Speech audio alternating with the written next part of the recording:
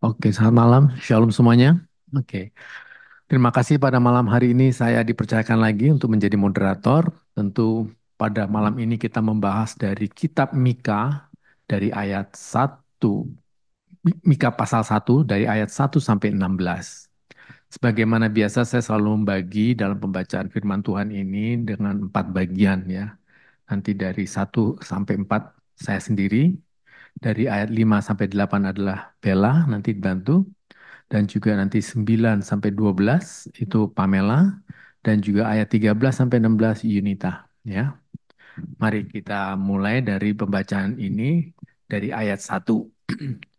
Judul firman Tuhan yang datang kepada Mika, orang Moresyet, pada zaman Yotam, Ahaz, dan Hizkia, raja-raja Yehuda, yakni berkenaan dengan yang dilihatnya tentang Samaria dan Yerusalem. Dengarlah, hai bangsa-bangsa sekalian, perhatikanlah, hai bumi serta isinya. Biarlah Tuhan Allah menjadi saksi terhadap kamu, yakni Tuhan dari bait-Nya yang kudus. Sebab sesungguhnya Tuhan keluar dari tempatnya dan turun berjejak di atas bukit-bukit bumi. Luluhlah gunung-gunung di bawah kakinya, dan lembah-lembah terbelah seperti lilin di depan api, seperti air tercurah di penurunan. Lanjut dengan Semuanya ini terjadi karena pelanggaran Yakub dan karena dosa kaum Israel. Pelanggaran Yakub itu apa? Bukankah itu Samaria? Dosa kaum Yehuda itu apa? Bukankah itu Yerusalem? Sebab itu aku akan memuat Samaria menjadi timbunan puing di padang, menjadi tempat penanaman pohon anggur.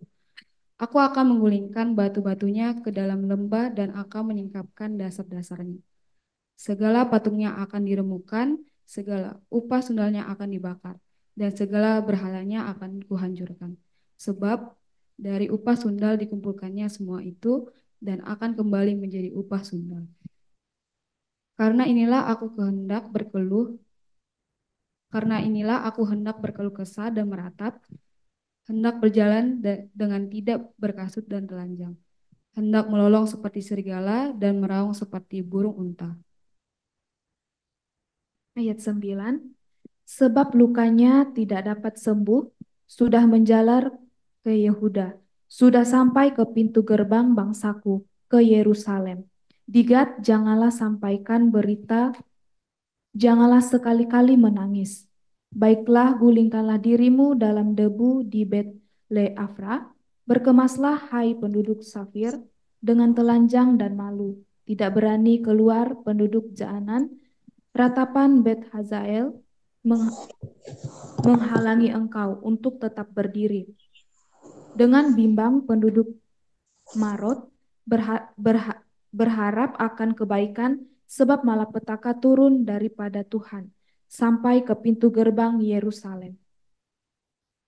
Pasanglah kuda teji pada kereta, hai penduduk Lakis. Inilah permulaan dosa bagi putri Sion, sebab pada mula terdapat pelanggaran Israel. Sebab itu, baiklah diberi hadiah perpisahan kepada Moreshet Gad, rumah Azib akan menjadi tipu daya bagi raja-raja Israel. Penakluk masih akan kudatangkan kepadamu, hai penduduk Malaysia. Kemuliaan Israel akan sampai di Adulam. Cukurlah dan gundulkanlah kepalamu, karena anak-anak kesayanganmu, jadikanlah kepalamu gundul seperti gundulnya burung bangkai, sebab daripadamu mereka akan masuk pembuangan. terima kasih. Amin. Kitab Mika mengisahkan catatan dari Nabi Mika ya, yang sama pada masa zaman Nabi Yesaya, yaitu dengan ketiga zaman Raja Yotam, Ahaz, dan Hizkia, yaitu raja-raja Yehuda. Pada masa itu Israel memang terbagi dua wilayah, yakni sebelah utara dan sebelah selatan. Mika sendiri adalah orang Moresyet yang tinggal di daerah Israel Selatan yang dikenal sebagai suku bangsa Yehuda dan Yerusalem, dan sebagai kota yang utamanya adalah bangsa Yehuda, dan sebelah utara adalah bangsa Samaria. Dan kitab Mika ini akan kita bahas terdiri dari dua perikop, yaitu perikop pertama yaitu pemberitahuan hukum atas Samaria, dan yang kedua adalah Nabi meratapi nasib Yehuda dan Yerusalem. Tentu untuk kelengkapannya ulasan ini kita dengarkan dari Saudari Susi yang sudah mempersiapkan diri sebagai pengulas utama Waktu itu saya berikan kesempatan pertama kepada Susi, saya berikan kepada Susi. Ya. Baik, Bapak Ibu, selamat malam. Oke, saya akan men-sharingkan apa yang sudah saya persiapkan dari bagian ini. Saya coba share screen sebentar.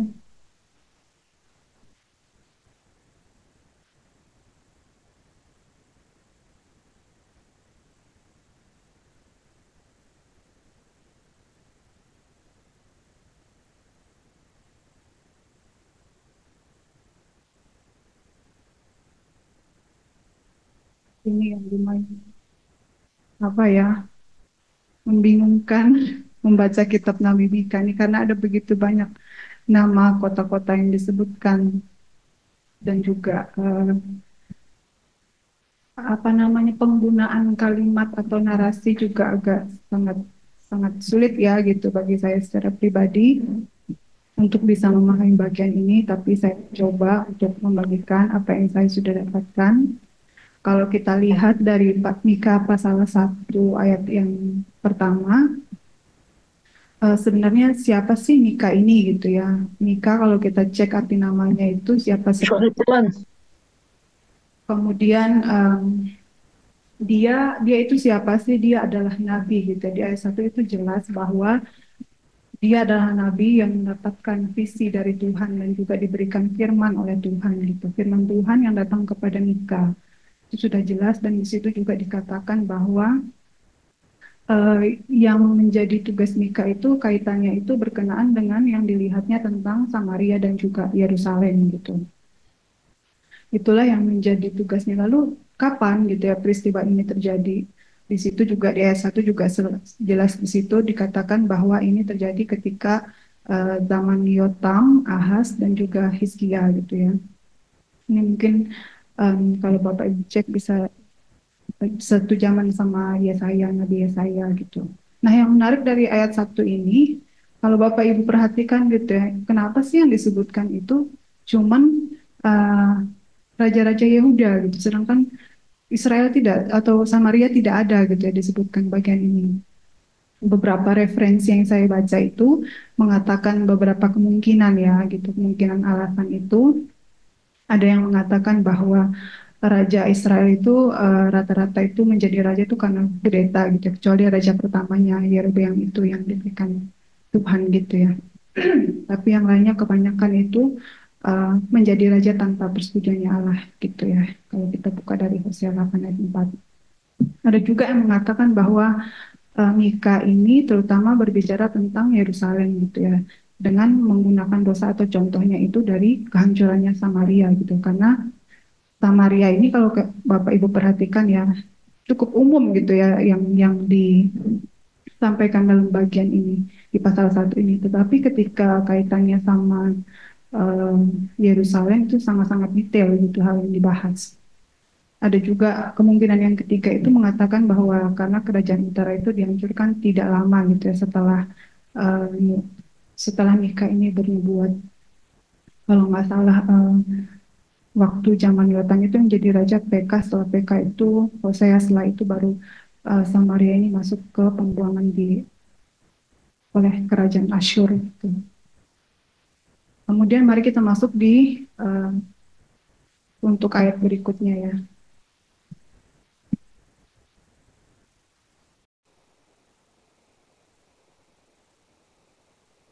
Saya membagi ini menjadi 4 bagian gitu ya. Yang pendahuluan tadi kita sudah bahas tentang pendahuluan nubuatan Mika. Yang kedua, bagian yang kedua itu Tuhan datang untuk menghakimi Israel dan Yehuda, itu ayat 2 sampai yang kelima. Kemudian nubuatan atas Samaria ayat yang ke-6 sampai yang ke-7, dan juga yang terakhir itu tentang ratapan atas nasib Yehuda dari ayat yang ke-8 sampai yang ke-16.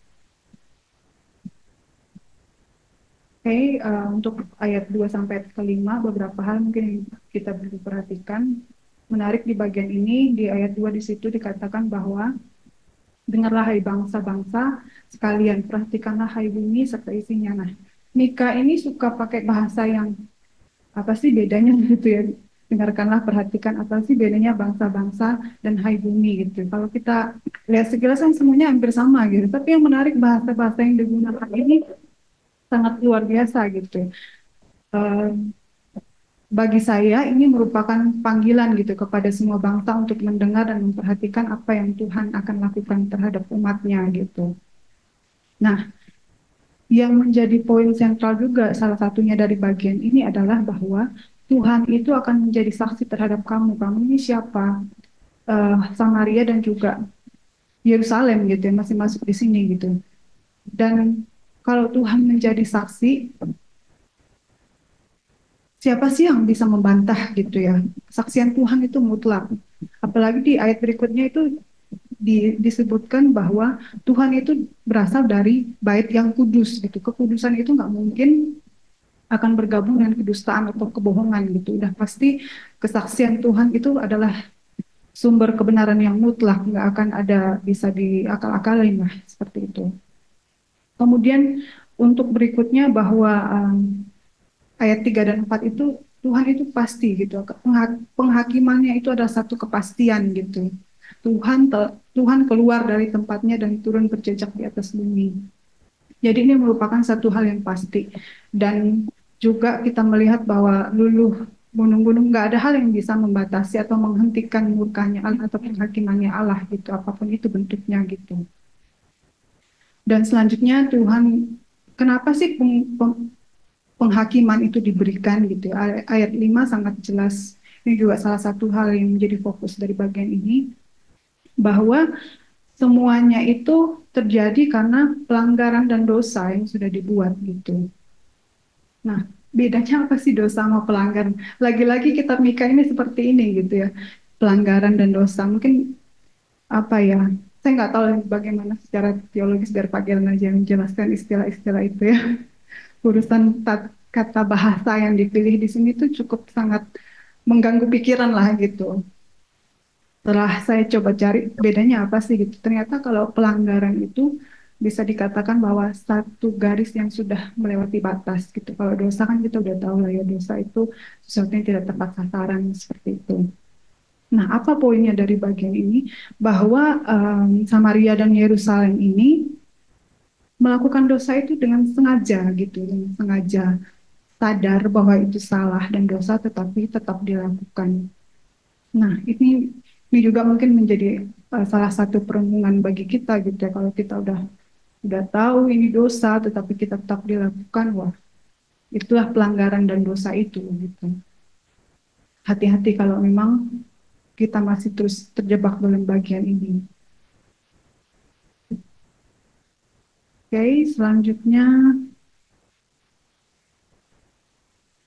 kita masuk di ayat yang ke-6 dan ke-7 gitu ya. Hukuman atas Samaria. Apa yang akan terjadi pada Samaria? Di ayat yang ke-6 dan ke-7 ini sangat jelas ya Bapak Ibu. Kalau disampaikan yang pertama itu adalah ayat yang ke-6 itu, Samaria itu akan menjadi timbunan puing di padang, menjadi tempat penanaman pohon anggur. Aku akan menggulingkan batu-batunya ke dalam lembah dan akan menyingkapkan dasar-dasarnya. Samaria ini ternyata gunung gitu ya, gunung yang dijadikan ibu kota. Awalnya Israel itu ibu kotanya Tirsa, kemudian dipindahkan oleh Raja Omri ke Samaria gitu. Kemudian dibangun dengan megah dan punya apa sih, benteng-benteng ya, benteng-benteng yang luar biasa itu ketika Ahab menjadi raja. Artinya secara ini kokoh lah gitu ya, bangunan dan segala macam. Tetapi di sini Tuhan bilang bahwa aku akan menggulingkan batu-batu ke dalam lembah. Artinya nggak akan ada yang tersisa di antara bangunan atau kemegahan yang ada itu. Semua akan tinggal kenangan lah ya gitu.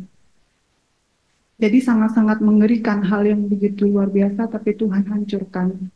Dan selanjutnya kehancuran berhala gitu. Kita tahu bahwa yang mereka lakukan ini berhala-berhala, artinya tidak mentuhankan Tuhan gitu, punya Tuhan yang lain gitu, bukan Tuhan yang menjadi sumber kekuatan dalam hidup mereka gitu, sumber kepercayaan dan apa namanya keseluruhan dari kehidupan mereka, tapi berhalalah yang menjadi kepercayaan mereka gitu, sehingga Tuhan menghancurkan itu. Bahkan segala upah sundalnya akan dibakar gitu ya. Artinya segala penghasilan yang ada dari sundal itu akan dihanguskan lah. Istilahnya tidak akan ada lagi yang tersisa gitu. Dan itulah yang akan terjadi pada Samaria. Oke, selanjutnya ini ayat yang cukup agak saya bingung gitu ya. Apa ya, membagi ayat ini tuh gimana gitu supaya bisa paham gitu maksud dari ayat ini. Ayat 8 sampai yang ke 16 ini agak cukup banyak hal yang mesti kita cari di kamus lah istilahnya gitu ya, karena bahasa nama-nama kota gitu yang nggak tahu artinya apa gitu. Saya coba bagi dari tiga bagian. Pemberitahuan ratapan atas pengasingan Buddha yang tertunda. Kenapa yang tertunda? Saya kasih judul yang tertunda karena memang belum gitu ya, belum terjadi dan akan terjadi lama, mungkin sekitar ratusan tahun kemudian. Tapi menariknya nikah tuh sudah merata.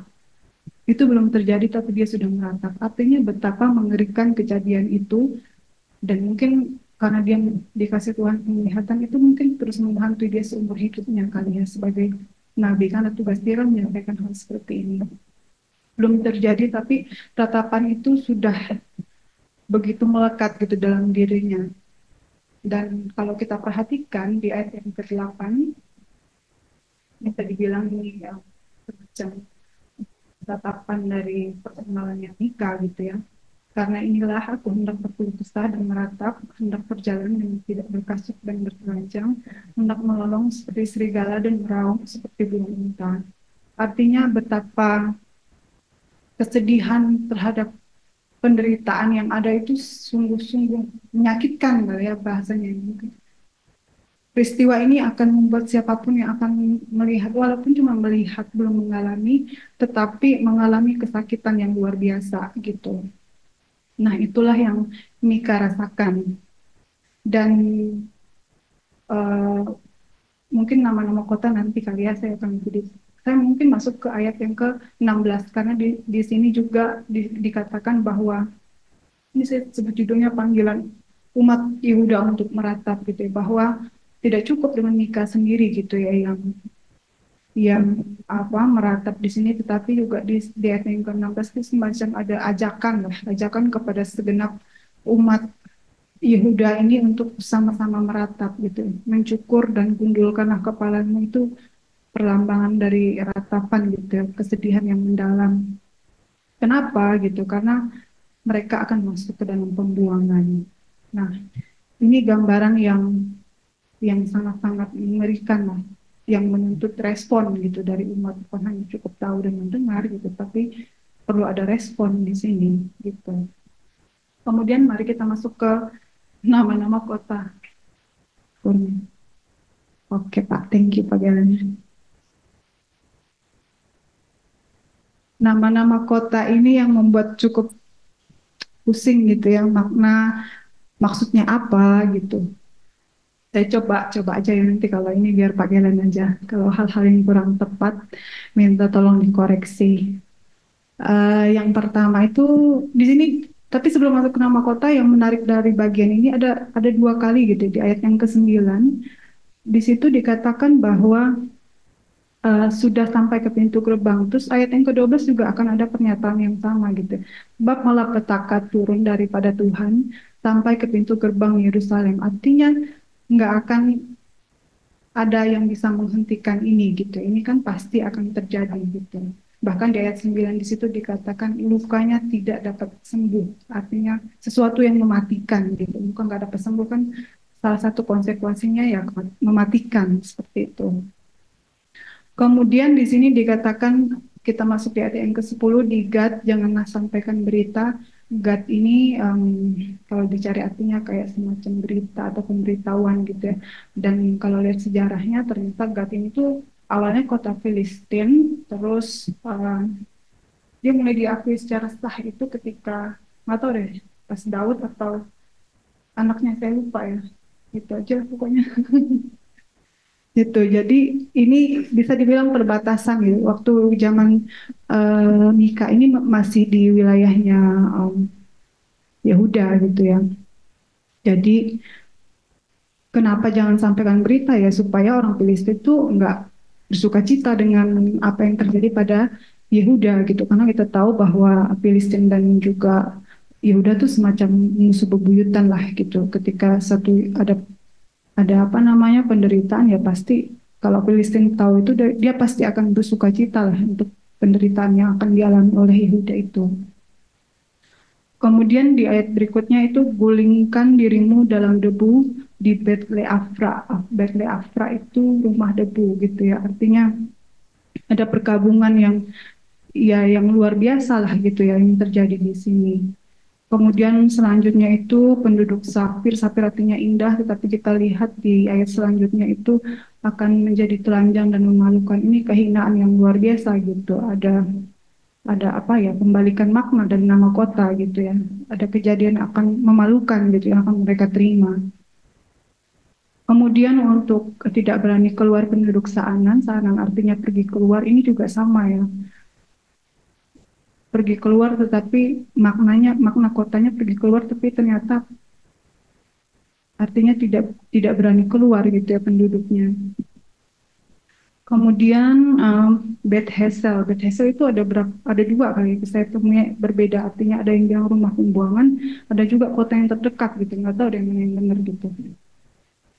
Artinya tidak ada hal yang bisa yang menjadi penopang gitu, yang nggak bisa. Mereka ini akan meratap karena tidak ada hal yang bisa menopang karena akan mengalami namanya pembuangan. Selanjutnya dengan bimbang penduduk Marot. Marot itu artinya kepahitan, berharap artinya kebaikan, tapi ternyata kepahitan lah yang mereka terima gitu. Kemudian untuk kuda teji mungkin kita sering temukan juga ya di sebelumnya juga kan nggak salah mungkin ada yang ini juga. Kuda teji itu semacam kuda yang sangat perkasa dan cepat gitu. Dan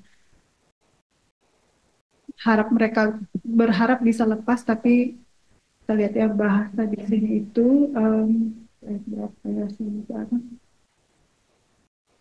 pasanglah kuda teji pada kereta, hai penduduk Lakis, berharap bisa melarikan diri gitu ya, ternyata tidak bisa gitu. Nah inilah permulaan dosa bagi putri Sion. Saya nggak dapat nih maksudnya apa, permulaan dosa yang dimaksud itu seperti apa gitu ya. Masih ada beberapa bilangnya ya. Ini saya nggak berani inilah gitu, biar Pak Gilan aja nanti. Permulaan dosa bagi putri Sion ini peristiwa apa atau kejadian apa ya yang dimaksudkan gitu. Saya juga kurang tahu ya kalau ini. Kemudian hadiah perpisahan kepada Moreset Gad. Moreset Gad itu artinya bertunangan.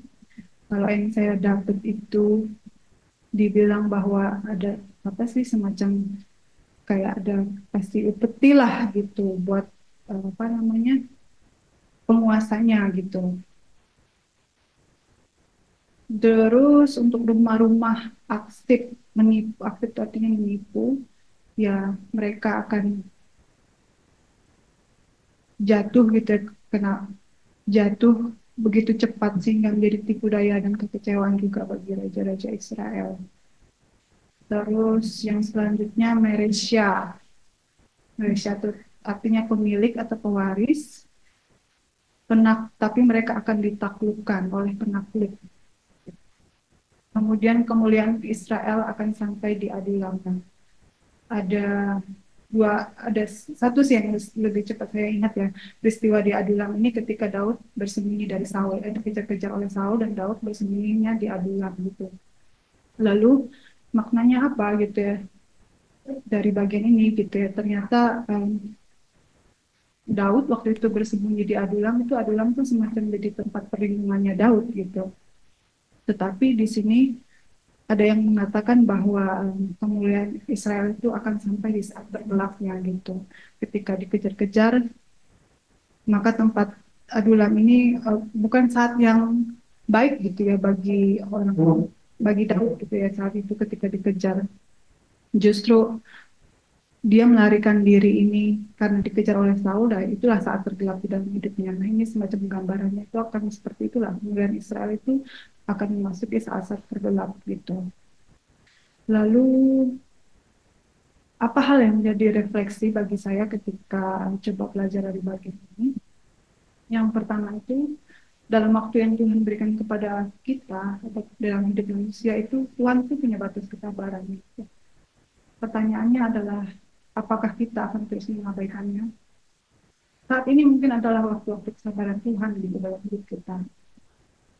Nantikah kita akan terus hidup jauh dari Tuhan? Kemudian yang kedua, refleksi dari bagian ini yang saya dapatkan adalah setiap dosa manusia, setiap dosa yang dilakukan manusia itu ada konsekuensinya. Dan penghakiman Tuhan itu pasti akan dihadapi oleh setiap orang. Masihkah kita mau terus tenggelam dalam dosa? Ya, semoga ini boleh menjadi refleksi juga buat kita bersama gitu ya. Karena bukan yang dituntut Tuhan itu bukan seberapa sering kita PA, seberapa paham gitu soal kita, tapi bagaimana kita berespon terhadap panggilan dan hidup taat kepada Tuhan. Itu saja yang menjadi sharing saya pada malam ini. Terima kasih. Makasih Susi, sharingnya cukup dalam, memberikan gambaran mengenai kitab Mika dari dua perikop ini. Tentu kita ya belajar dari apa yang sudah diulas oleh Susi tadi ya. Kalau saya juga melihat dari sisi pemahaman saya dari perikop pertama ini memang menggambarkan eh, ya khususnya yang pertama adalah ini Mika tuh diberi penglihatan oleh Tuhan untuk kedua bangsa ini ya, bangsa Samaria dan Yehuda. Yang Israel terbelah dua, sebelah utara dan sebelah selatan. Tentu ini pelanggaran atau sudah jauh dari Tuhan sehingga bangsa Israel ini benar-benar diberi pelajaran oleh Tuhan. Tentu ini mungkin peristiwanya sebelum bangsa Asyur menyerang kali ya, tapi paling tidak itu sudah memberikan bahwa ini merupakan penglihatan dari Mika akan ada suatu kehancuran. Nanti tentu untuk ayat pasal 2, pasal 3 akan dibahas berikutnya. Tapi ini adalah sebagai penggambaran pada pasal pertama ini adalah Tuhan sudah memberikan peringatan kepada bangsa Israel, khususnya bangsa Yehuda dan bangsa Samaria ini. Nah, tentu dari teman-teman apa yang mau ditambahkan dari sisi apa yang disampaikan oleh Susi tadi, silakan saya sharingkan kepada teman-teman. Ada yang mau menambahkan silakan atau menanggapi. Saya juga berikan kepada yang di Zoom di rumah, silakan. Ada Ibu Lomongga, Ibu Greta, ada Pak, ada Idi, ada siapa lagi yang terbaca di layar. Ada Bang Ucok, ya, silakan. Di sini ada Pak Saud. Ya, malam Pak Saud.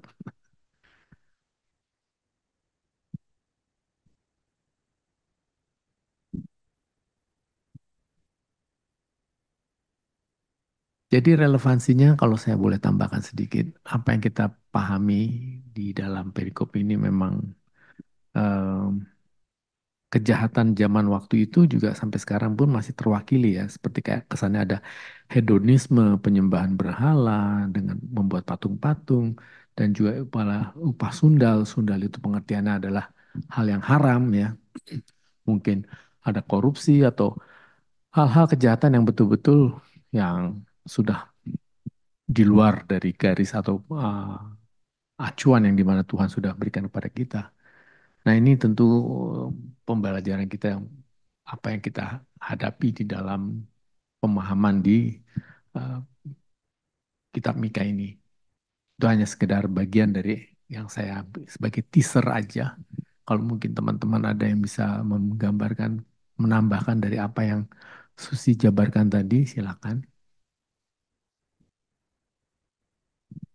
Saya akui memang ayat ini memang penuh ilustratif ya, kata-katanya banyak kiasan sehingga penafsirannya harus tepat. Nah, nanti ujungnya kan kita kesanakan kepada ahlinya. Ya, ayo mari teman-teman silakan. Waktu masih bergulir banyak nih. Ada 40 menit dari sekarang. Wow.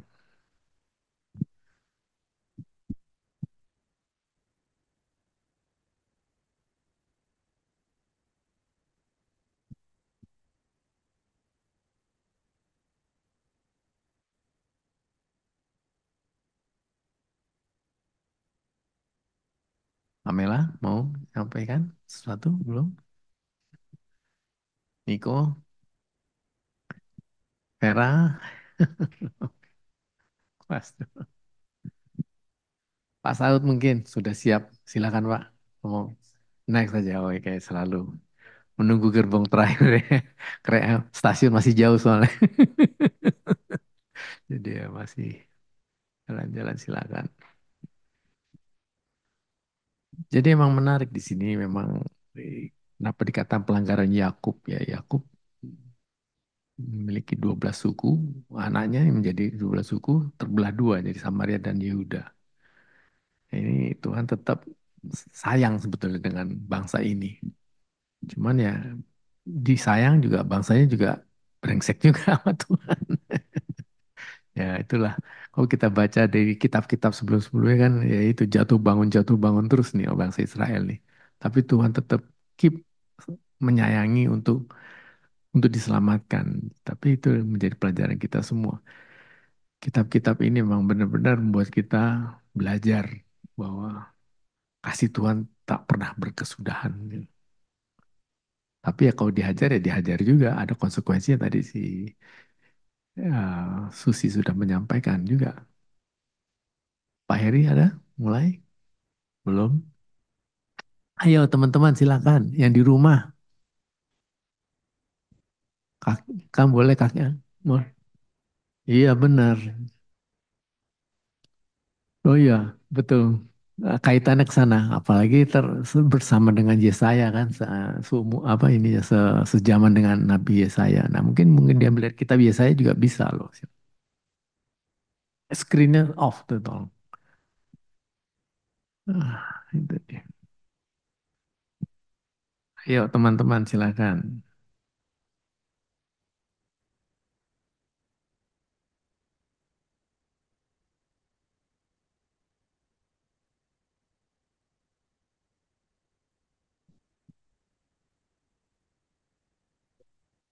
Ya, Sunyi senyap. iya ini. Biar semangat dulu. Ke suara saya agak keras. Jadi bangun yang tidur. Ya. Enggak, saya nanggapi sedikit tadi yang Susi bilang, kenapa kok raja yang utara nggak disebuti, kok cuman selatan saja? Mungkin ini tafsiran saya aja. Karena dia hidup juga selain sama Yesaya, hidup sejaman dengan Amos, ya, Hosea. Jadi Amos kita tahu, kita udah bahas ya, orang Tekwa, apa, desanya kan, Tekwal, apa namanya. Nah, dia itu tinggal dekat utara tapi masih bagian selatan Amos kalau gitu, cerita itu. Dan di situ dilihat kalau kita baca di kitab Amos disebutin tuh tiga tiga rajanya utara itu. Nah, kira-kira sejaman dengan tiga raja yang barusan kita bahas. Apa itu namanya? Raja Yerusalem. Nah, eh, siapa ini yang kita bahas? Mika. Mika itu lebih kepada Yerusalem, ya. Jadi tugas yang Tuhan berikan eh, lebih Yerusalem, tetapi di dalam pembahasan teguran dia kemudian itu juga mencakup utara, bukan hanya selatan. Tetapi kalau saya boleh tafsirkan, jobnya dia di Yerusalem lah, tapi jobnya Amos ada di utara, seperti itu. Jadi di mana dia tinggal itulah yang disebut raja tiga itu. Dia nggak sebut raja utara. Dia sebut Raja Selatan. Tapi kalau kita mau tahu sejaman itu Raja utaranya siapa, bisa dilihat di Amos tuh. Jelas. Ya, seperti itu ya. Nah, jadi itu yang pertama ya. Eh, Kalau menurut perkiraan saya seperti itu. Kenapa kok Rajanya Utara nggak disebut? Tapi memang tegurannya apa ini Mika, Nabi Mika bukan hanya di selatan, tetapi juga untuk utara. Nah, tadi Pak Hendy sudah singgung sedikit, jadi kita mau harus lihat juga garis besarnya bahwa Mika ini di zaman sebelum Asur dan Babel datang menghancurkan kedua eh, Samaria dan Yerusalem, dua ibu kota ini. Nah, kita tahu dua ibu kota ini kalau tarik ke belakang, zaman Salomo jatuh, nah Tuhan sudah akan menepati janjinya bahwa akan disobek dari utara dan selatan. Ketika anaknya Salomon naik, itu terpecah, ya seperti itu.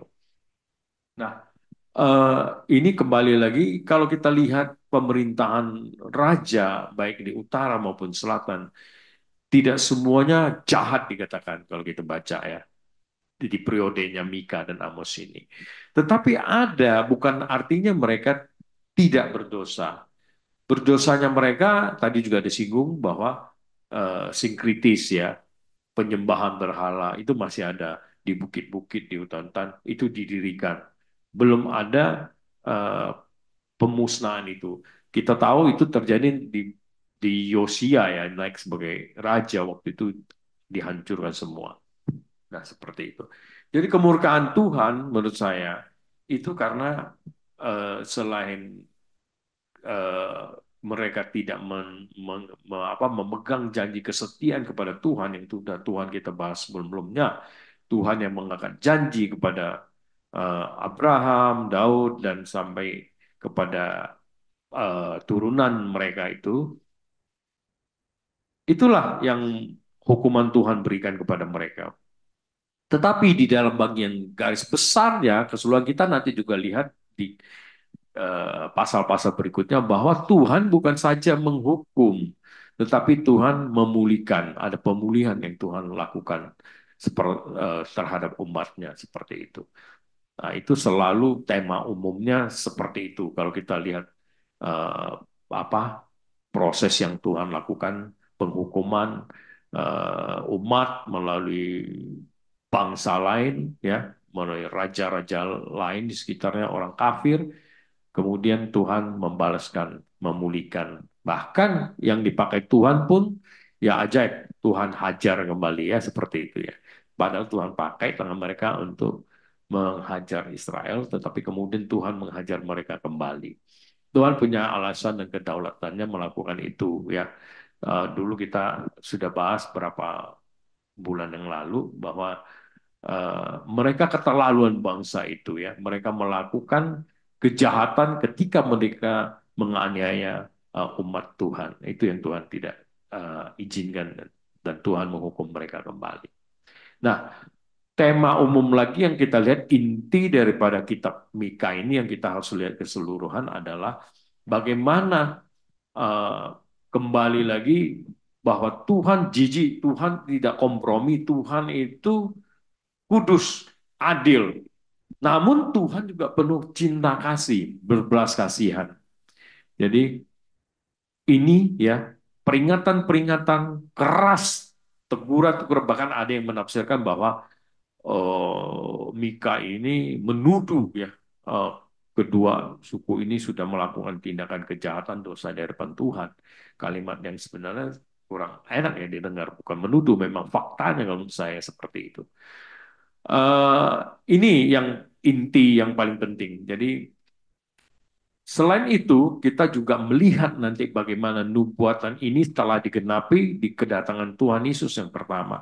Dan ada juga di situ nubuatan tentang Yerusalem baru, ya kedatangan kedua kali Tuhan Yesus setelah nubuatan pertama di perjanjian baru digenapi.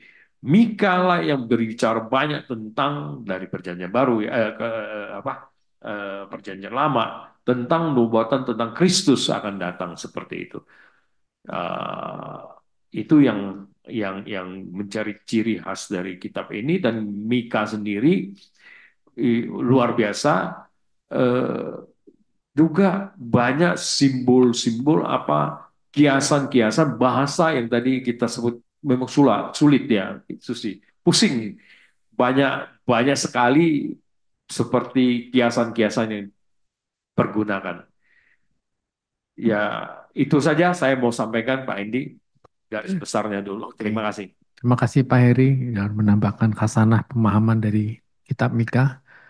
Mungkin yang lain ada lagi. Tadi sudah disinggung oleh Pak Heri. Garis besar dari Mika itu pada zamannya seperti apa. Dan berbicara kepada bangsa Israel. Khususnya dari Yehuda yang difokuskan dalam hal ini. Silakan yang lain.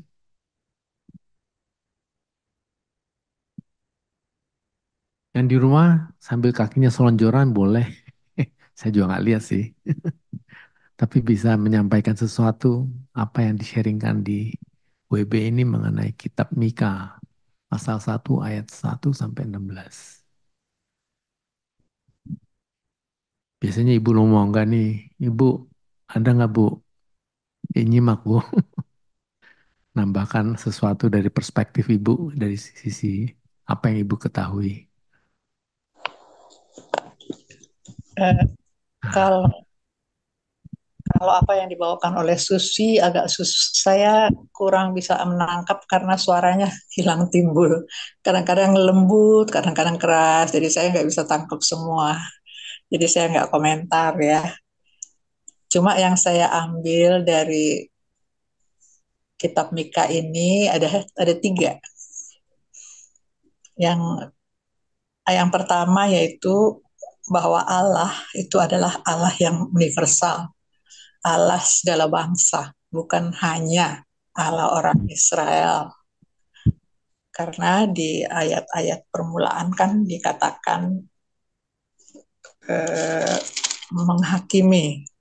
Hai bangsa-bangsa sekalian, perhatikanlah. Jadi seluruh bangsa di dunia semua adalah di bawah kekuasaan, di bawah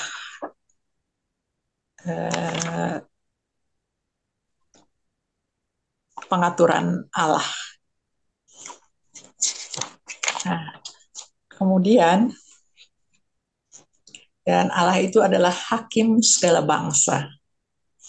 Kalau Mika sudah melihat dari perkembangan di Samaria yang sudah jatuh barangkali pada masa itu,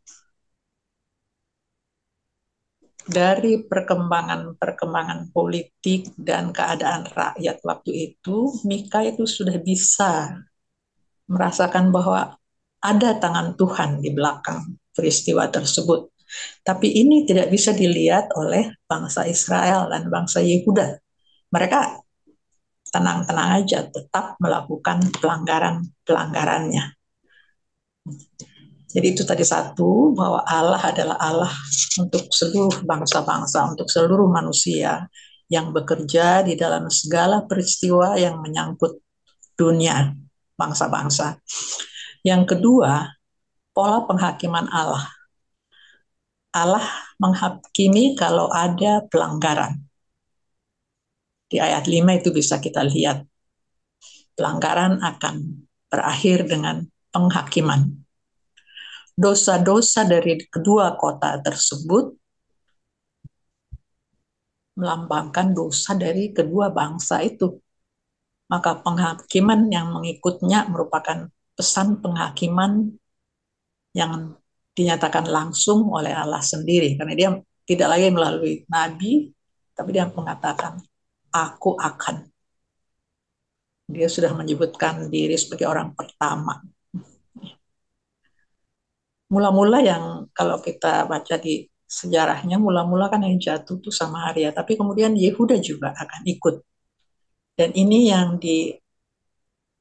dinubuatkan oleh Nabi Mika. Cuma caranya tadi Susi sayup-sayup saya bisa dengar kok kayak nama-nama kota yang agak aneh. Memang iya kalau kita nggak tahu bahasa Ibrani agak sulit memahami ini. Karena ini bentuk syair. Kalau kita membuat pantun kan kita selalu berusaha entah artinya sama atau bunyinya sama. Jadi ini merupakan syair atau bentuk pantun yang kalau dibaca dalam bahasa Ibrani, ya artinya seperti itu. Mungkin yang bisa bahasa Ibrani, Pak Saud itu kali bisa lebih mengerti dan bisa menjelaskan ya. Karena kata kota-kota ini mempunyai arti. Seperti misalnya kota Betli Afra itu artinya adalah debu. Kan kalau kita lihat di situ dikatakan di ayat berapa tuh? Bekti Afra, ada hubungannya deh dengan debu. Gad misalnya artinya adalah menangis. Lalu kalimat berikutnya, jangan sekali-sekali menangis. Jadi ada bunyi menangis, menangis. Betli Afra dalam debu. Betli Afra itu artinya adalah debu. Demikian juga banyak kata-kata yang lain. Aksip itu artinya berbohong. Akib berbohong atau menipu. Apalagi yang bisa saya dapat, saya cari. Kemarin itu ada lagi beberapa kata lagi yang punya arti-arti tertentu. Safir itu sesuatu yang indah, keindahan. Saanan berderap, kuda yang berderap itu namanya. Jadi saanan. Sedangkan Beth Hazel itu adalah rumah tetangga. Marot, kota kepahitan. Kota Lakis, Tel Akis itu kota kuda. Jadi banyak hubungannya dengan kalimat berikutnya dengan arti dari kata kota itu. Jadi ini sebetulnya nggak punya arti khusus untuk kotanya, tapi bunyinya atau artinya untuk membuat syairnya menjadi lebih indah.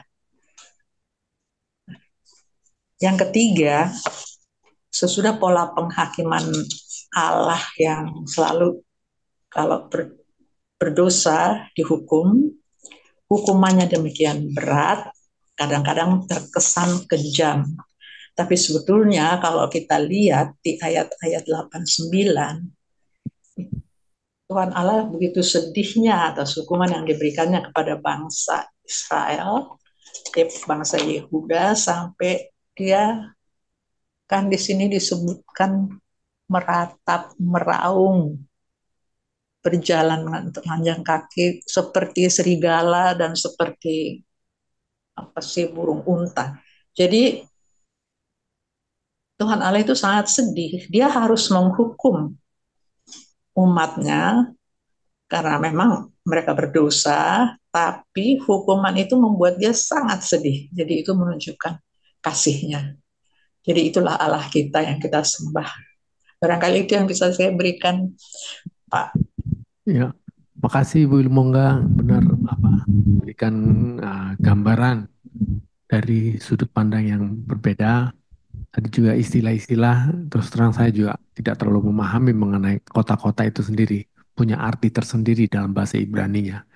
Memang kalau baca kitab ini, karena kita harus belajar juga budaya orang Israel sendiri pada masa itu, sehingga untuk mendapatkan pemahaman yang lebih komplit dan lebih bulat lah pengertiannya.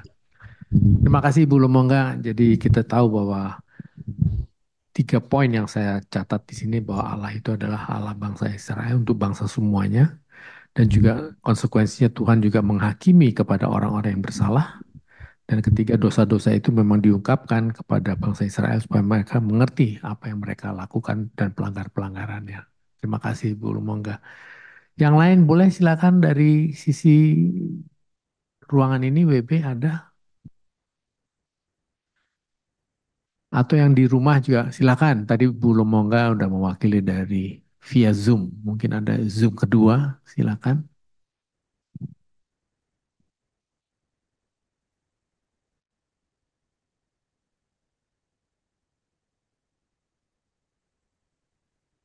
Di screen ada yang live ya. Oh, Pak Ucok live ya. Udah live juga. Ada lagi? Silakan.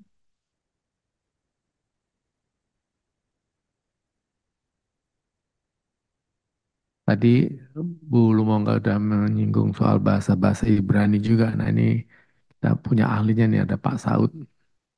Kalau memang sudah siap Pak Saud. Silakan.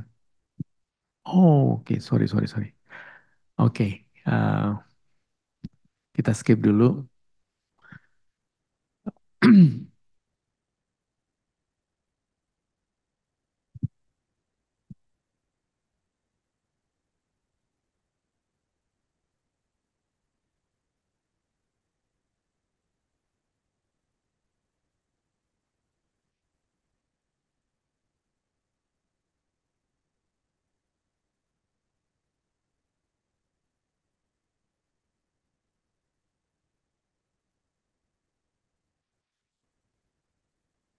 Ya, saya bacakan sedikit nih mengenai apa yang dari tafsiran dari Matthew Henry. Di sini juga penduduk Safir ya, yang berarti rapi dan indah.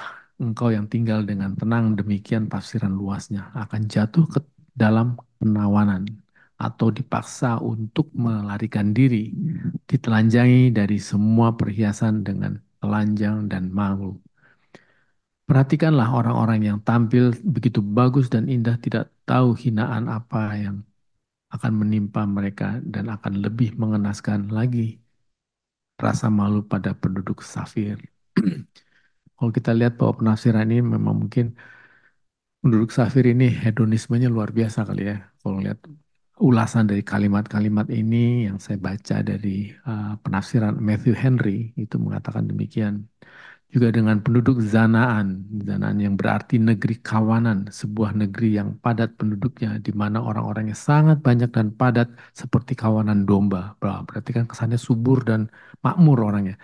Akan begitu tenggelam dalam malapetaka, menimpa mereka hingga tidak berani keluar untuk meratapi Beth Hazel, yang berarti suatu tempat yang dekat. Mereka tidak berani ikut berduka akan menolong tetangga-tetangga mereka yang sedang kesulitan. Sebab ratapan Beth Hazel menghalangi engkau dan tetap berdiri. Musuh akan berkemah di antara kamu, oh penduduk Zanan. Ia akan berdiri tegak di sana, menjejakkan kaki di antara kamu. Setiap orang akan merasa baik-baik saja dan tidak menolong tetangga mereka karena kewalahan untuk menolong diri sendiri. Ya, ini kalau saya ngeliat dari kalimat yang disampaikan ini, mereka juga hidupnya individualistis kesannya. Jadi memberikan kesan bahwa ratapan-ratapan yang mereka rasakan itu ya Tuhan melihat itu semuanya dan itu menjadi penglihatan dari Mika itu sendiri. Nah, mengenai penduduk Marot yang ditafsirkan sebagai orang sebagai Ramot, sedangkan yang lain lagi berpikir kata itu berarti tempat-tempat kasar. Mereka berharap dengan bimbang dan kebaikan dan meratap karenanya, tetapi menjadi kecewa. Sebab malapetaka turun daripada Tuhan sampai ke pintu gerbang Yerusalem ketika tentara Asyur mengepungnya. Pada ayat 12 ya, itu disampaikan. Penduduk Marot akan mengabaikan kesedihan mereka sendiri ketika mereka melihat kota itu, kota suci itu sendiri dalam bahaya. Dan mungkin mengabaikan orang Asyur yang menjadi alat ketika mereka melihat malapetaka itu datang dari Tuhan. Ya. Ini penuh penafsiran yang perlu mengernyit dahi. Nah, tentunya ini mungkin teman-teman juga bisa menambahkan dari apa yang saya sampaikan. Silakan dari teman-teman ada lagi, Pak Heri mau menambahkan lagi? Atau dari rumah? Pocok back online. Silakan Pocok kalau mau ada sharing silakan. Baru juga masuk, Pak. Oh, Iya, oh baru masuk. iya, iya. Nyimak dulu, Pak Hendi. Oke, mari Pocok. Itu, silakan. Masih ada waktu kita di 20 menit lagi. Wow, cukup banyak nih. Silakan waktu ada banyak.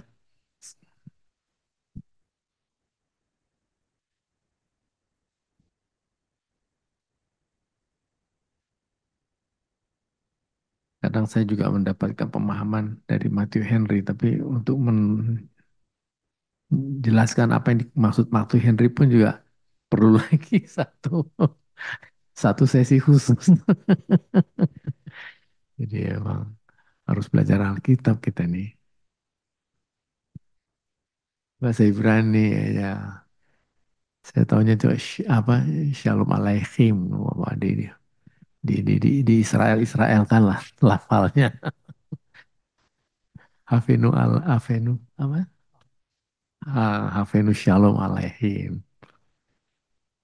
Itu. Mana yang lain silakan. Nambahin. Ayo. Nanya mulai. Oke silakan. Kalau diperhatikan kan untuk yang tadi kan kita udah bahas ya kota-kota itu nama tadi sedikit banyak udah ada penjelasan arti-artinya.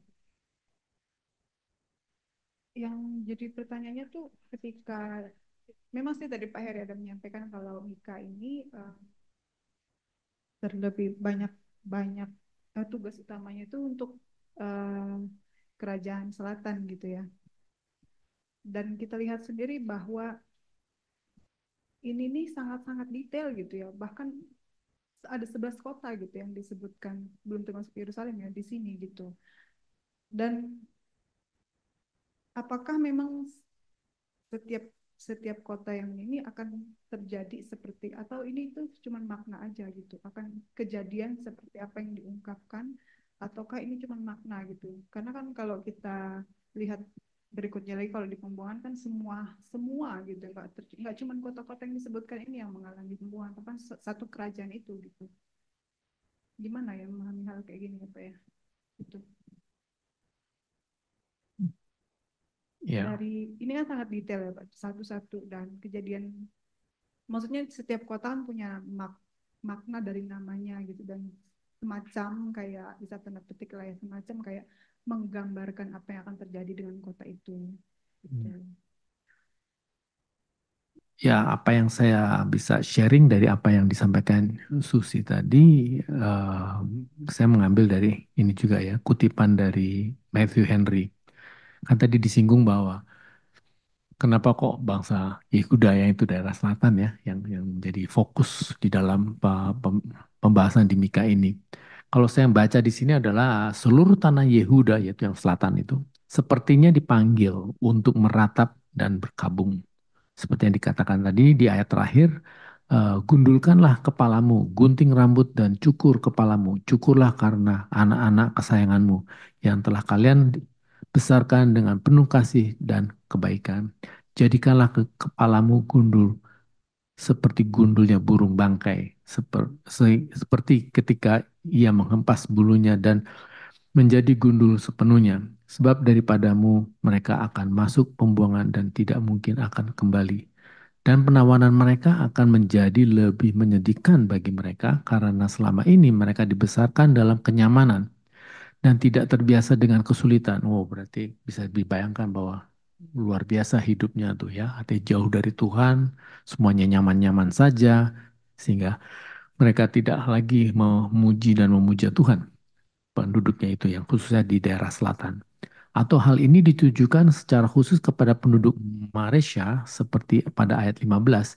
Itulah kota yang sang nabi sendiri, yaitu tempat di mana Mika itu ada. Namun dia mengumumkan hukuman Allah terhadapnya sebab dosanya sangat berat karena ia memiliki seorang nabi yang sedemikian hebat namun tidak tahu hari Tuhan melawatnya. Ia diberikan keistimewaan, tetapi tidak memanfaatkannya. Karena itu ia tidak akan memperoleh kebaikan baik dari Allah ataupun dari nabi-nabinya. Jadi pengertiannya ada nabi lain ya Pak, selain Nabi Mika itu. Atau apa yang dikatakan nabi itu tidak diindahkan lah oleh penduduk itu. Sehingga hukuman Allah itu akan terjadi. Itu yang saya baca dari Matthew Henry. Oke, silakan teman-teman. Ada lagi yang bisa di-sharingkan? Pak Heri? Ada sedikit sehubungan dengan pertanyaan Susi. Saya lebih cenderung seperti penjelasan Lomongga tadi, bahwa kota-kota ini disebut adalah dalam suatu rangkaian puisi atau syair, ya. Jadi tidak punya makna khusus seperti itu. Memang di dalam bahasa Ibrani-nya ada arti-arti dari setiap kota itu. Itu yang eh, kalau menurut saya. Tetapi juga kita harus pahami dalam konteks ini Samaria, ya.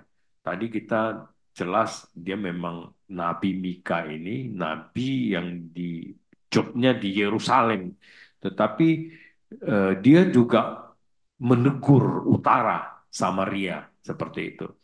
Nah, beberapa teguran-teguran itu saya baca beberapa literasi bahwa apa yang dibuatkan itu sungguh terjadi. Seperti makna kota-kota tadi, itu sungguh terjadi. Jadi sekali lagi, kembali kita kaitkan, kalau saya mau kaitkan dengan arti kata Mika itu sendiri, Mikaya ya. Eh, apa itu? Siapa Tuhan itu sebenarnya ya? Seperti itu. Eh, jadi itulah Tuhan yang sangat adil, yang tidak pernah menarik apa yang menjadi keputusan kedaulatannya. Dan apa yang disampaikan Tuhan, dan itu akan dinyatakan, dibuktikan. Apa yang sudah dinubuatkan akan terjadi. Nah, tadi saya bilang, saya singgung soal Samaria. Jadi ada beberapa orang yang sudah pernah ke sana, saya baca literasinya. Mereka melihat dari bukit sana, benar sudah tidak ada lagi berhala-berhala itu, udah bersih semua, tidak ada lagi. Itu satu. Dan kedua, runtuhan-runtuhan itu ada di sana, seperti yang difirmankan Tuhan. Runtuhan-runtuhan kota itu ada di sana, hancur, sudah rata dengan tanah. Dan Samaria sungguh menjadi kota yang sunyi senyap, cuman ada subur dengan eh, kebun-kebun anggur. Tidak ada lagi kota-kota yang berdiri di situ. Ini beberapa penafsir yang menceritakan kenyataan apa yang disaksikan, nubuatan Tuhan, janji-janji Tuhan ditepati. Itu barangkali, jadi kembali lagi, saya mau garis bawahi lagi, arti kata Mika itu, kalau kita kaitkan dengan keseluruhan kitab ini, tentulah banyak-banyak membantu kita bagaimana karakter ya Tuhan di sana dinyatakan, bahwa Tuhan itu ya siapa gitu loh ya, berdaulat penuh dan lain sebagainya. Eh, Tidak ada yang lebih dahsyat dari dia, ya, tidak ada yang bisa melawannya. Barangkali itu tambahan dari saya, Pak ini. Terima kasih. Makasih Pak Heri. Jadi intinya adalah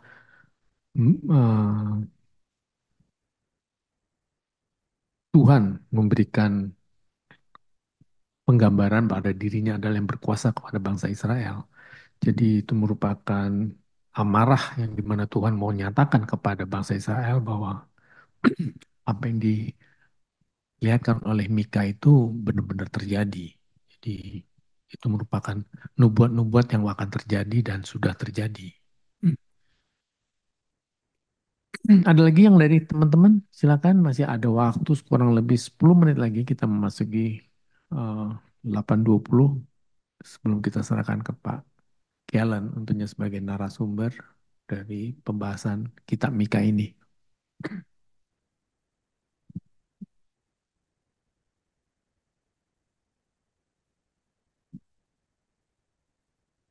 Ya, ada pertanyaan, silakan yang terkait dengan kitab Mika ini. Kita baca di pasal 1 ayat 1 sampai 1:16.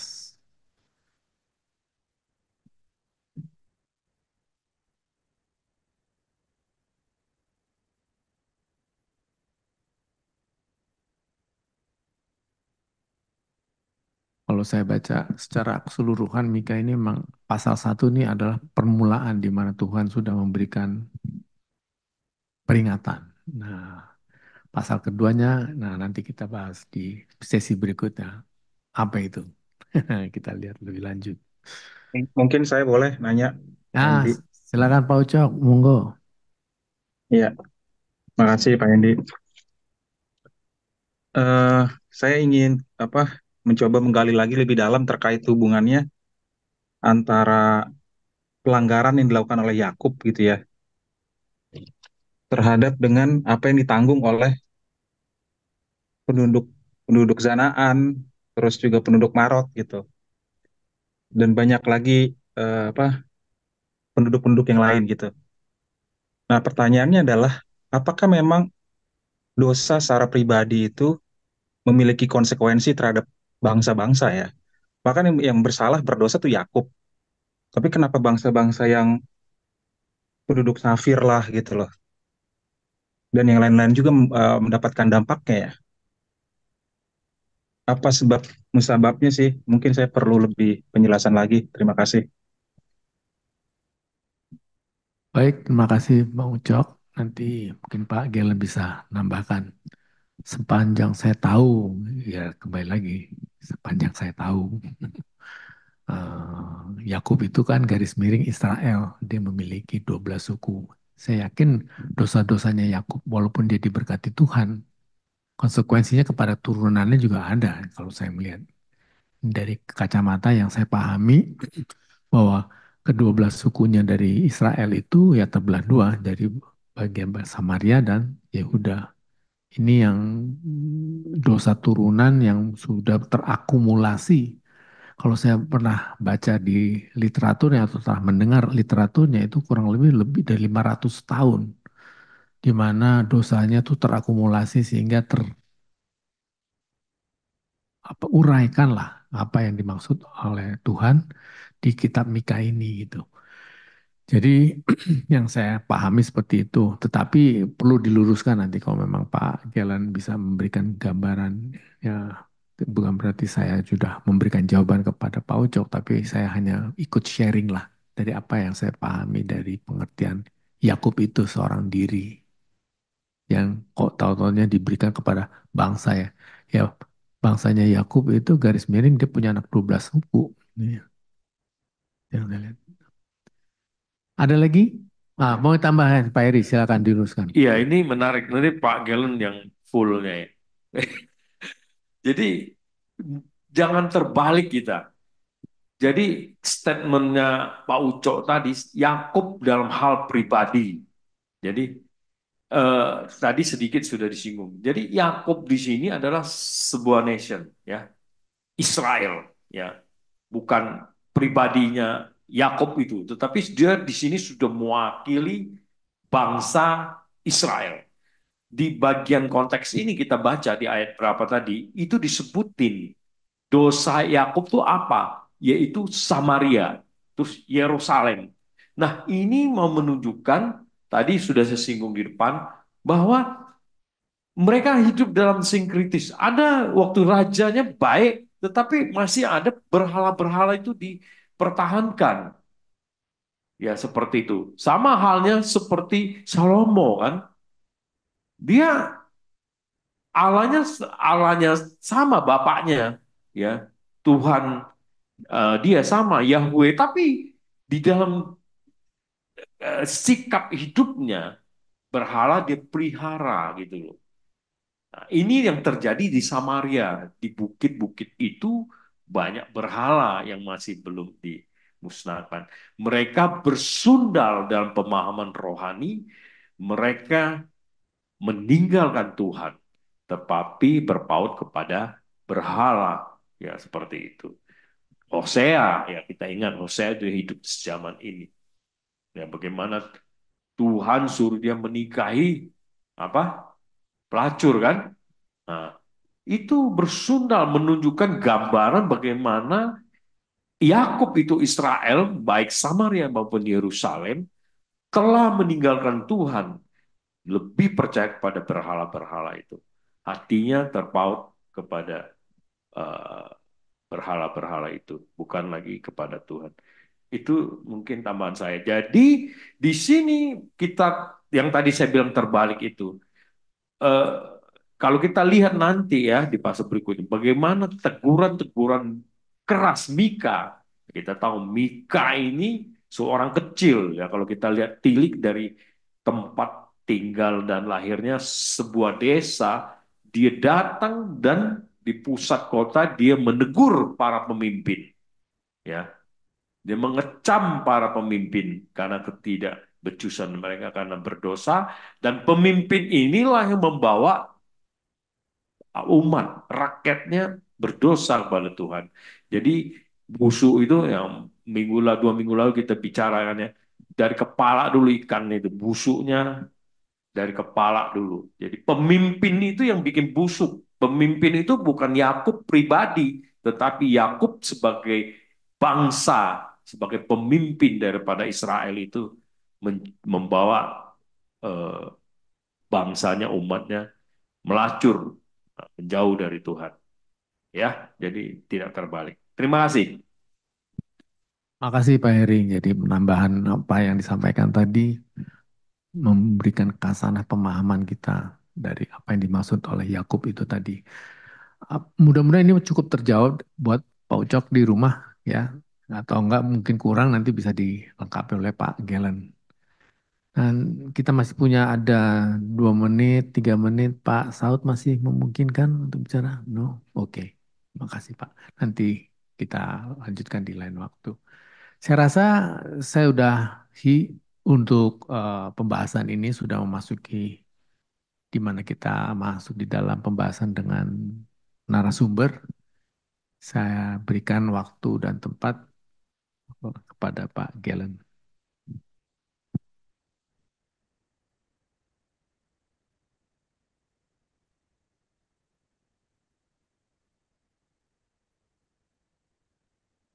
Terima kasih Penatua Hendy. Baik, Bapak Ibu rekan-rekan sekalian, hari ini kita memasuki kitab yang baru, kitab Nabi kecil, ya, Mika, pakai H ya. Tadi Kak Susi Mika, ya karena misi kita bersama ya. Tadi di layar pertamanya Mika nggak pakai H. Iya, kalau bahasa Inggrisnya Micah ya. Ya, ini mungkin tadi udah dibahas, paling penekanan saya satu, dia dari daerah pedesaan. Ini mirip Amos ya. Kalau Amos itu peternak, ya kalau ini dari Tekoa ya, bukan Tekwan ya. Ya dari daerah pedesaan, maka sangat mungkin ini orang sederhana ya. Beda dengan nabi sejamannya Yesaya yang mainnya di ibu kota nih. Mainnya dengan raja ya, maksudnya pelayanannya. Jadi eh, dia dianggap nabi kecil ya karena suratnya pendek sebenarnya bukan karena badannya kecil. Ya, ini gambaran dari keadaan Yehuda pada zaman itu, bagaimana banyak pemimpin yang korup, ya ada nabi palsu, imam yang fasik, pedagang yang tidak jujur, hakim yang terima suap, ya. Ini juga mengingatkan eh, cerita tentang bagaimana Raja Ahab menyerobot tanahnya Nabot, ya namanya aja Nabot, ya tanah diserobot, ya. Jadi eh, terjadi ya seperti itu ya pemimpin yang tidak benar, ya sehingga sampailah tadi Pak Pak Hendy bilang juga prosesnya sampai 500 tahun ya sampai 500 tahun maka mereka dihukum. Nah, pelayanan tadi juga udah disebutkan zaman Yotam ini disebut di ayat 2 ya Mika 1 ayat 2. Tahunnya 736 sebelum Masehi, Ahaz 736 sampai 716 sebelum Masehi, dan Hizkia 716 sampai 687 sebelum Masehi ya. Dan ini mencerminkan keadaan Yehuda ya sebelum pembaharuan religius di bawah pimpinan Raja Hizkia ya. Maka dapat tafsirkan bahwa melalui pelayanan Nabi Mika ini tentu bersama dengan Yesaya, ada Hosea juga tadi, ada Amos juga ya, ikut berperan dalam membawa kebangunan rohani dan pembaharuan di bawah Raja Hizkia ya sebelum akhirnya setelah itu nanti jatuh ke Sanherib ya, jatuh ke bangsa Asyur. Nah, gitu. Nah, Nabi Mika ini menubuatkan kejatuhan Israel dan ibu kotanya Samaria ya di ayat 6 dan 7 tadi disebutkan, dan juga kejatuhan Yehuda dan ibu kotanya Yerusalem di ayat 9 sampai 16, nanti di pasal 3 juga disebutkan lagi. Lalu ini Nabi Mika, Nabi Yesaya dan Nabi Hosea dipanggil untuk menyampaikan pesan Allah kepada rakyat Israel dan Yehuda pada zaman yang kurang lebih sama ya saat kerajaan Israel Utara ini sedang akan dihancurkan oleh Asyur. Nah, pesan Nabi Mika ini memiliki kesamaan ya. Ada kesamaan bahwa Allah memanggil para nabi mengingatkan orang Israel dan Yehuda atas dosa-dosa mereka dan akan perjanjian Allah dengan mereka. Biasanya simple, tuh dibilang kalau taat diberkati, kalau melawan ya kena kutuk, ya bukan Tuhan senang mengutuk, tapi karena mereka yang melawan Tuhan.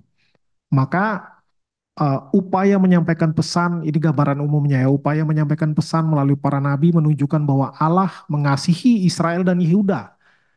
Tuhan mengharapkan umat pilihannya berbalik dari dosa dan kembali kepadanya dengan tulus. Tuhan memberikan anugerah demi anugerah kepada umatnya melalui pesan para nabi. Tuhan memberi kesempatan untuk bertobat. Namun, pesan Allah melalui para nabi tidak digubris oleh rakyat Israel dan Yehuda yang terikat dan dikuasai dosa. Allah tidak menyerah. Nah, ia menyediakan jalan keselamatan melalui kehadiran anaknya di dunia ini. Nah ini secara umum ya, secara umum dulu pengantar bahwa anak tunggal Allah ya menebus dosa tidak dapat dikalahkan manusia. Nah ini Nabi Mika dipakai Tuhan untuk menubuatkan tempat kelahiran Mesias. Mika 5 ayat 1. Ya ini yang bikin kitab Mika ini terkenal ya, tiap Natal pasti disebut ini Mika 5 ayat 1, yaitu Yesus lahir di Bethlehem sebagai Mesias yang dijanjikan Allah. Nah itu gambaran pengantar umumnya. Nah memang kalau dilihat isinya secara umum ini 11-12 ya, kitab-kitab nabi-nabi ini pasti ada seruan nubuatan akan penghukuman, tapi nanti ada selipannya bahwa kalau bertobat nanti diampuni gitu. Selalu begitu polanya, ya. Polanya selalu seperti itu. Nah, ini tadi survei ini semua sudah dibahas oleh Kak Susi tadi ya. Hanya mungkin ada satu dua hal yang mau saya eh, garis bawahi. Tadi Bu Lomongga menggambarkan Tuhan, Tuhan atas seluruh bumi. Ya betul ya, di ayat 2 tadi dibilang. Bagaimana Tuhan digambarkan eh, turun ke bumi, ya bukit-bukit diinjak ya. Ini bentuknya syair atau puisi. Ya namanya syair puisi, ada kalanya harafiah tapi seringkali tidak harafiah. Ini namanya aja puisi. Ya kan, dia eh, banyak pakai bahasa sastra yang tinggi ya. Lalu bagaimana di hadapan Tuhan ini nggak ada yang tahan ya, dibilang gunung meleleh, lembah terbelah seperti lilin di depan api, ya air tercurah, tidak ada yang tahan menghadapi murka Tuhan. Kemudian ayat 6 dan 7 tadi udah disebutkan bagaimana Samaria akan hancur, di disebutkan di sini bahwa akan menjadi Samaria menjadi timbunan puing ya, akan menjadi tempat menanam pokok anggur, akhirnya rata dengan tanah, jadi tanah semua gitu ya, lalu mencampakkan batunya ke dalam lembah dan seterusnya. Dan tentunya di sini tadi yang disinggung Penetua Heri juga bagaimana mereka paling berat ini jatuh kepada penyembahan berhala ya, sinkretisme. Ayat 7 ini spesifik nyebut segala patungnya akan diremukkan, upah pelacurannya akan dibakar, berhalanya akan kuhancurkan. Ya, ini karena mereka berkali-kali jatuh ke dalam dosa penyembahan berhala. Lalu ayat 8 bagaimana Nabi Mika berduka begitu mendalam atas dosa-dosa Yehuda dan pakai istilah ini lukanya tidak dapat sembuh. Ya, saya mengerti kalimat ini bahwa maksudnya mereka berkali-kali menolak untuk bertobat walau diberi kesempatan oleh Tuhan. Akhirnya sampai pada titik lukanya nggak bisa disembuhkan lagi ya, tinggal diamputasi aja. Ya tinggal menanti hukuman seperti itu. Nah, penyebutan nama-nama daerah. Nah, ini tadi yang menarik ya.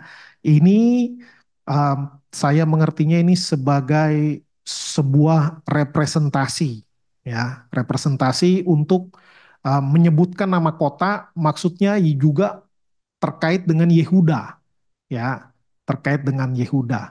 Katakanlah mungkin kalau kita ngomong konteks Indonesia, Indonesia pertama, lalu di Jakarta, Medan, Surabaya gitu-gitu. Ya, jadi menyebutkan nama kota tapi maksudnya adalah bahwa itu mewakili keseluruhan bangsa Yehuda. Dan yang menarik memang di sastra orang eh, Israel ini senang dengan permainan kata ya, macam-macam ada permainan kata ya, misalnya tadi yang disebutkan oleh Kak Susi dan Ibu Lumongga ya, bagaimana ada kata yang artinya uh, pahit lalu dibilang mereka berharap akan kebaikan, yang pertunangan, artinya pertunangan, Moreshet tadi artinya pertunangan dibilang dikasih hadiah perpisahan gitu. Harusnya kan hadiahnya hadiah pernikahan ya, tapi dikasihnya hadiah perpisahan ya. Rumah-rumah aksi menipu nanti akan menjadi tipu daya ya. Lalu tadi pemilik atau pewaris nanti akan kena penakluk ya, harusnya dia mendapat malah kehilangan gitu. Nah ini memang orang Israel atau orang Yahudi senang sekali dengan permainan kata. Dan memang betul kalau kita ngerti bahasa Ibrani ini akan kelihatan sastranya. Beda dengan pola syair orang Indonesia. Ya kita pantun maknanya nggak penting. Yang penting belakangnya A semua belakangnya gitu ya. Kebanyakan pakai mulai jalan-jalan ke Pangkal Pinang. Ya pakai jalan-jalan. Padahal nanti isinya nggak ada miripnya sama sampirannya. Nah kalau orang Israel nggak begitu. Ya seringkali pakai bahasa banyak tapi dia lebih kepada pemaknaannya ya, bisa itu penekanan atau itu kontras. Nah di sini nama-nama kota ini banyak kontras, jadi pakai tadi istilah tadi yang ditanya Kak Susi ya, ada istilah-istilah yang membingungkan. Nah ini karena ini juga bentuk puisi, ada kalanya kita perlu sampai detil, tapi seringkali penyebutan kata-kata itu nggak perlu sampai sedetil itu. Maksudnya gini, maksudnya itu menyangkut hal yang sama. Ya, seperti misalnya Mazmur 119, ada dibilang Taurat Tuhan, ketetapanmu, peraturanmu, hukum-hukummu, itu maksudnya sama semua firman Tuhan. Gitu. Jadi ya kita nanti bilang hukum, kenapa hukum ya? Ini hukum pidana, hukum perdata, yang nggak usah pusing. Maksudnya itu firman Tuhan, gitu. Ya, jadi kadangkala kita perlu detail, kadangkala di sisi lain kita nggak mesti detail banget, gitu. Itu maksudnya sama, dosa, pelanggaran, ya, kelalaian, misalnya kealpaan, ya itu kurang lebih kesalahan semua, maksudnya dosa semua. Nah, demikian ya. Nah, lalu itu tadi ada kontras. Lalu bangsa Yehuda ini di ayat 15 tadi pewaris tapi dikatakan akan ditaklukkan. Nah, ini aku masih akan mendatangkan penakluk. Nah, ini mereka sedang akan ditaklukkan oleh Asyur tapi dibilang lagi akan datang lagi penakluk. Ya, ini tentu kita tahunya dari sejarah ya bahwa mereka setelah Asyur akan ditaklukkan lagi oleh Babilonia, kerajaan Babilonia atau Babel, ya. Lalu di ayat 16 tadi juga sudah disebut bagaimana akan meratap itu, em, cukurlah dan gunduli kepalamu. Ini cara orang Israel sedih dan meratap berduka begitu mendalam, ya. Biasa duduk pakai pakaian kabung, lalu bisa dibotakin kepalanya, digundulin. Ini pakai gambaran seperti gundulnya burung bangkai, ya. Ya ini puisi, ya puisi. Nah, Ade lalu terus duduk di abu, menaburkan abu di kepala, lalu berpuasa, ya meratap, meraung.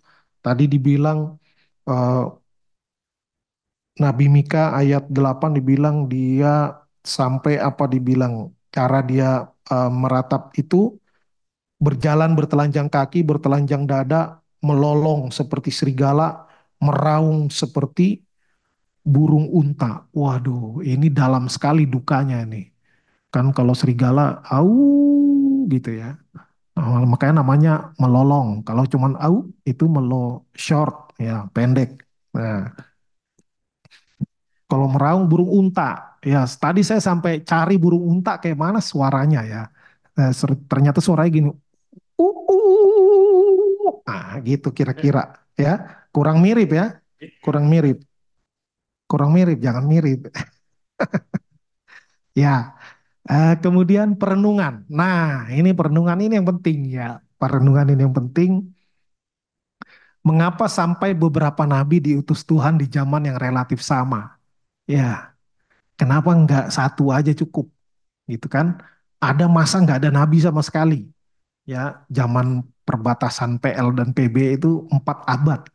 Ya, tapi di sini bisa beramai-ramai. Ya, hampir 4 tadi.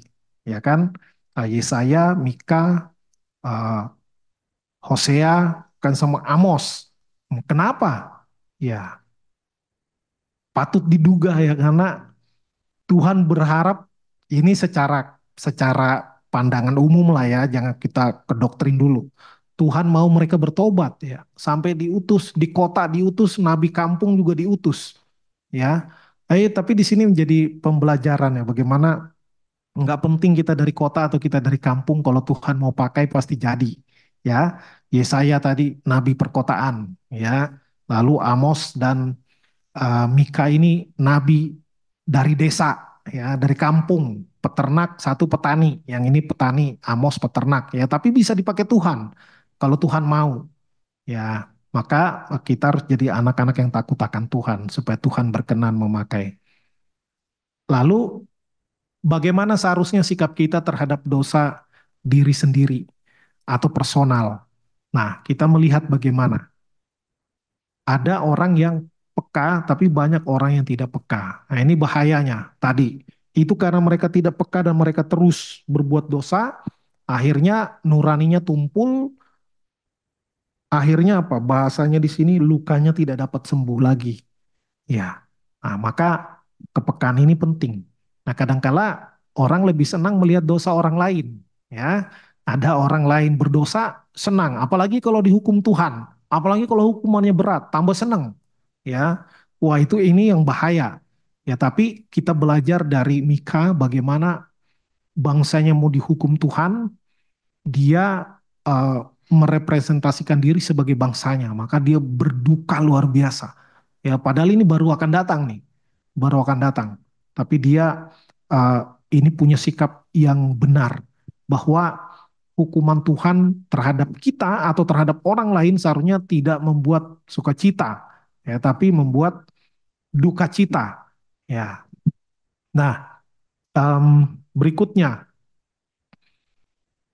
perlukah dihukum Tuhan lebih dulu sebelum bertobat? Nah, ini tentang antisipasi atau uh, restorasi, ya.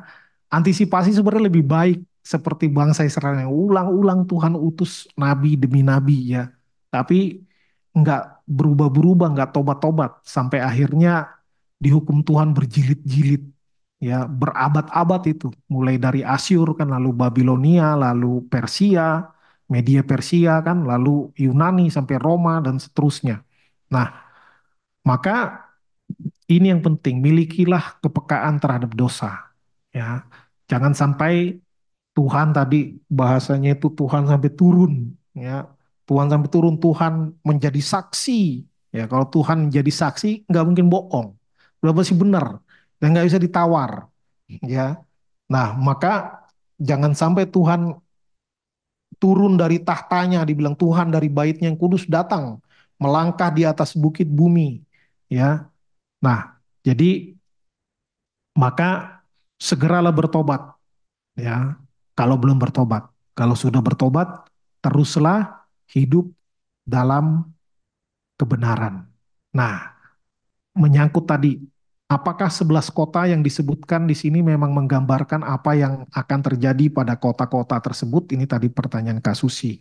Ya, kalau saya mau menjawab, iya, iya, tapi tentu bukan hanya kota tersebut. Ya, tapi juga kota-kota lainnya. Kota-kota itu mewakili Yehuda secara umum, mewakili Yehuda secara umum karena kata-katanya bertepatan, maknanya itu bisa ditwist gitu ya. Ya, misalnya eh, Hai Bethlehem, Bethlehem kan artinya rumah roti, ya. Roti-rotimu sudah hilang misalnya. Atau eh, Hai apa ya kalau di Indonesia kota apa? Hai Tembagapura, ya, tembaga-tembagamu akan dicuri bangsa lain, misalnya gitu loh. Nah, jadi ini hanya mewakili beberapa kota yang mewakili keseluruhan. Ya, tapi itu benar-benar akan terjadi karena mereka akan dijajah, akan dibuang dan lain sebagainya, akan ditawan.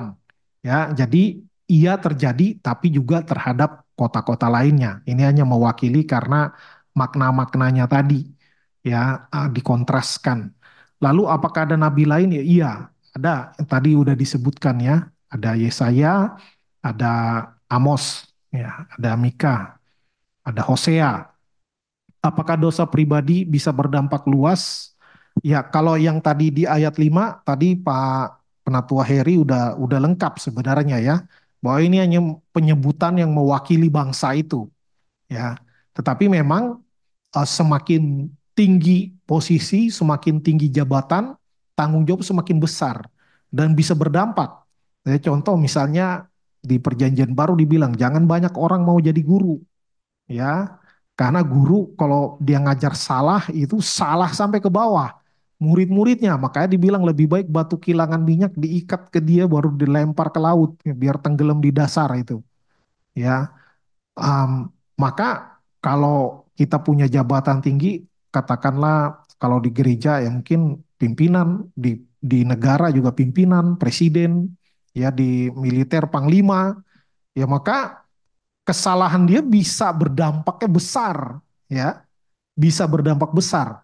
Ya, jadi kita melihat dari kacamata tersebut, ya, jangan misalnya diadu dengan ayat lain yang mengatakan dosa pribadi ya untuk pribadi, dosa ayah tidak bisa turun kepada anaknya, dosa anak tidak bisa ditanggung bapaknya, ya gitu kan. Kadang ayat itu juga dibilang dipaparkan untuk melawan argumentasi Yesus menebus dosa umat manusia, ya orang pilihannya, gitu kan. Ada ayat yang bilang gitu, nggak bisa untuk masing-masing. Ya, kita nggak sisinya bukan itu, ya. Kalau soal ini ya tadi, kalau pimpinan itu makanya harus lebih berhati-hati. Ya makin tinggi jabatan, makin berdampak baik positif maupun negatif. Maka harus berhati-hati. Ya, mungkin itu jawaban saya untuk pertanyaan ketiga. Ya, jadi itu yang bisa saya bagikan untuk kita semua pada malam hari ini. Terima kasih, saya kembalikan kepada moderator. Makasih Pak Gelen, sangat komprehensif sekali kita mendapatkan pemahaman dari semua pertanyaan-pertanyaan dan juga pernyataan dari teman-teman diperjelas lagi oleh Pak Gelen. Terima kasih.